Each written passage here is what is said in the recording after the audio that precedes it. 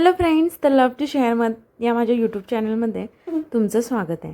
तर आज आमच्या घरी येणार होते पाहुणे. मग बेत होता तो चिकनचा रस्सा चिकनची सुकी भाजी आणि मटणाचा रस्सा बनवायचे. आणि हा सोबतीला त्याच्या जिरा राईस बनवलेला.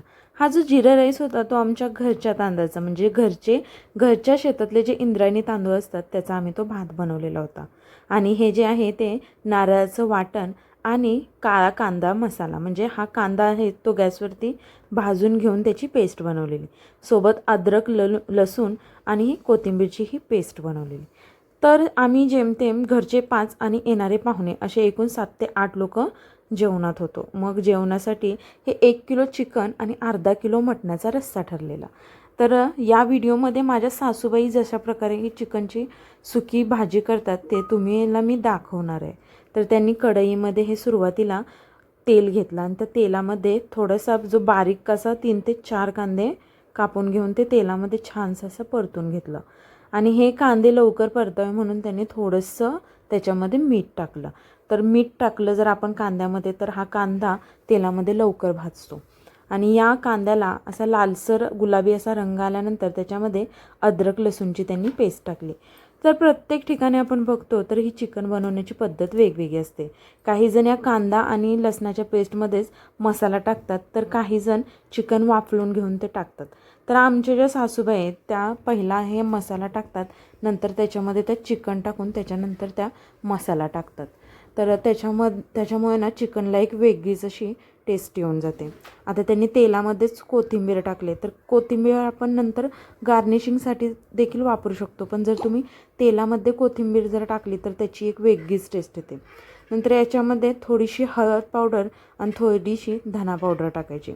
आणि हे जे मिश्रण आहे ते छानसं असं तेलावर परतून घेतल्यानंतर आपण जे चिकन धुवून घेतलेलं होतं ते त्यांनी त्याच्यामध्ये टाकलं.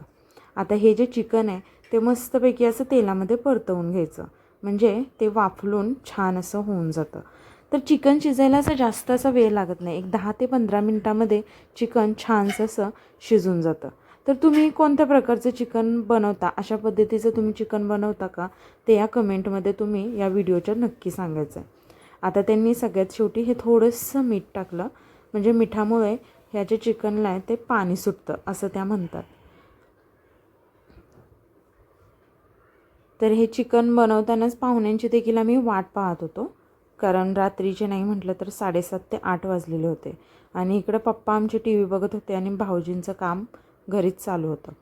आता आईंनी थोडंसं मीठ टाकल्यानंतर चिकन परतवून घेतल्यानंतर त्याच्यावरती झाकण ठेवलं आणि वरतूनच झाकणावरती पाणी टाकलं, म्हणजे ते आतल्या आत चिकन असं शिजून जातं, त्याला पाणी सुटून जातं. आणि इकडे एका बाजूला एका कुकरमध्ये मटण वाफलायला ठेवलं, म्हणजे त्याच्यामध्ये थोडासा कांदा, थोडंसं तेल आणि मटण टाकून त्या कुकरमध्ये एक 2 ते 3 शिट्ट्या काढून घ्यायच्या. आता चपात्या बनवायच्या होत्या म्हणून सासूबाई एका बाजूला ते सगळं चिकन आणि मटण शिजायला घालून त्यांनी इकडे कणिक मळायला घेतली. आता भरपूर 7 ते 8 लोक येणार होती, म्हणजे नाही म्हटलं तर 15 ते 20 अशा चपात्या करायच्या होत्या. तेवढं त्यांनी हे पीठ एका बाजूला मळून घेतलं. आणि ह्या ज्या कुकरला शिट्ट्या 2 ते 3 झाल्यानंतर गॅस आता बंद करून हे आमचं मटण शिजून झालं होतं. तर कणिक अशी छानशी घट्ट सासूबाईंनी मळून घेतली आणि त्याच्यात चपात्या करून घ्यायच्या होत्या. तर एका बाजूला जे आपण चिकन शिजवत ठेवलेलं होतं ते चिकन शिजलं की नाही ते आता थोड्या वेळाने पाहिलं, तर याला एक सुंदर अशी छोटीशी वाफ येऊन गेल्यानंतर ते त्यांनी हलवून बघितलं शिजलं की नाही. आता त्याच्यामध्ये जे आपण वाटण केलेलं होतं, म्हणजे जे नारळाचं वाटण होतं, ते सुक्या खोबऱ्याचं वाटण होतं, ते वाटण, चिकन मसाला जो की आपण विकतचाच आणतो तो चिकन मसाला, आमची घरगुती अशी कांदा लसणाचे तिखट त्यांनी 2 ते 3 चमचे टाकलं. ते आमच्याकडे कमी तिखट आम्ही खातो त्यामुळे त्यांनी कमीच घातलं. आणि जो विकतचा सुहाना चिकन मसाला आणलेला होता तो मसाला त्यांनी घातला. आणि हे खोबऱ्याचं वाटण जेवढं हवं होतं, म्हणजे जेवढा आपल्याला मसाला त्याच्यामध्ये हवा आहे तेवढं त्यांनी ते वाटण घातलं. काळा कांदा मसाला जो होता तो देखील त्यांनी घातला.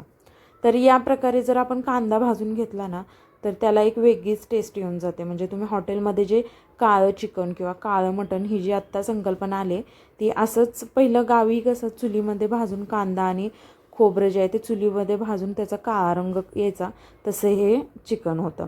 आता तेवढ्या वेळामध्ये आमची ही स्वरा आणि माझ्या आत्या असे आमचे घरी जे पाहुणे येणार होते ते पाहुण्यांचं आगमन झालेलं आणि जेवण हे पण जेमतेम असं पूर्ण होत आलेलं होतं.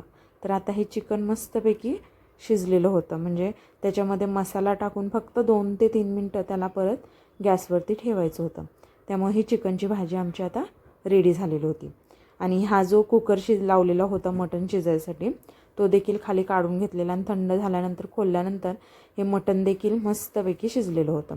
आता सासूबाईंनी एका टोपामध्ये तेल घेतलं आणि त्या तेलामध्ये त्यांनी मसाला म्हणजे आपला कांदा आणि थोडासा जो अद्रक लसूणची पेस्ट आणि ते खोबऱ्याचा उरलेला जो मसाला होता तो घातला आणि इकडे मटणाचा रस्सा बनवायला सुरुवात केली. तर याच्यामध्ये जे कुकरमध्ये आपण मटण शिजवून घेतलेलं होतं तोच रस्सा त्या वापरणार होता. 2 ते 3 चमचे आमची कांदा लसणाची तिखट, थोडीशी हळद आणि थोडीशी धना पावडर आणि एक मटणाच्या रश्श्याला एक लालसर अशी तर्री यावी यासाठी थोडंसं त्यांनी लाल तिखट देखील घातलं होतं. आणि हे जे वाफरलेलं जे पाणी होतं मटणाच्या रस्स्याचं त्याच्यामध्ये एक मटणाची जी टेस्ट उतरलेली असते त्याच्यामध्ये आम्ही जास्त करून ते शिजवूनच घेतो आणि त्याच्यामध्ये ते ओतलं आणि थोडीशी 1 ते 2 उकळी येण्यासाठी ठेवलं आणि पाणी ओतल्यानंतर परत त्यांनी ते जे मटण काढून बाजूला ठेवलेलं होतं ते नंतर त्याच्यामध्ये घातलं. हे बघू शकताय तुम्ही मटणाला मस्त असा लालसर असा रंग आलेला होता आणि एका बाजूला हे चिकन पण झालेलं होतं. त्याच्यावरती थोडीशी कोथिंबीर अशी फवारलेली होती त्यामुळे ते दिसताना एकदम माउथ टेम्पटिंग असं दिसत होतं. आता चपात्या झालेल्या होत्या आणि सगळेजण संध्याकाळची 9 वाजायची वेळ झालेली त्यामुळे सगळेजणांनी आम्ही एकत्र जेवणासाठी ही ताटं बनवलेली होती. तर जेवणामध्ये मेनू होता चिकनचं सुक्कं, मटणाचा रस्सा, चपाती. आता माझी ही जी आत्ते बहीण होती तिची सर्व्हिसची एकूण 16 वर्ष पूर्ण झालेली होती. त्यामुळे तिचा आनंदाचा सहभाग म्हणून आम्ही एक छोटासा केक आणून तिचं हे वर्क ॲनिव्हर्सरी आम्ही सेलिब्रेट केली. तिलाही ते खूप आवडलं आणि तिला एक छोटंसं आम्ही गिफ्ट देखील दिलं. तर तिला जेवण आणि तिचं हे सेलिब्रेशन हे पाहून तीही खूप आनंदी झालेली होती. तर तुम्हाला हा व्हिडिओ कसा वाटला हे नक्की कळवा आणि माझ्या चॅनलला सबस्क्राईब करा. थँक्यू.